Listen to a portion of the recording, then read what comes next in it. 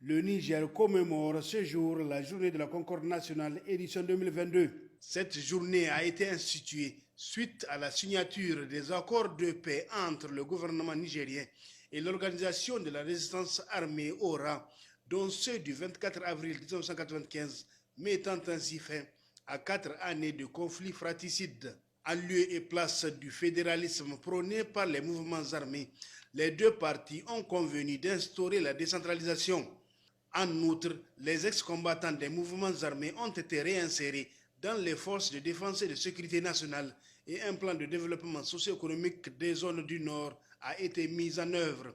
Pour la Haute Autorité à la consolidation de la paix HACP, créée à la faveur de ces accords de paix, la journée de la Concorde nationale revêt une importance particulière. Le 24 avril, c'est la fête de l'unité nationale, retrouvée. Et j'estime que c'est la troisième fête la plus importante de notre calendrier. Nous avons une fête de l'indépendance, le 3 août.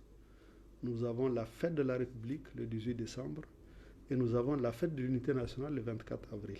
Cette troisième fête de l'unité nationale, de la Concorde, nous avons eu dans notre pays des déchirements, nous avons eu des rébellions. Nous les avons surmontés. C'est extrêmement important quand on voit qu'à côté, nos voisins n'ont pas pu surmonter les divisions internes. Gardienne de ces accords de paix, la HACP estime que la journée de la Concorde nationale doit être célébrée convenablement. Nous devrons peut-être avoir une autre manière de célébrer nos fêtes nationales.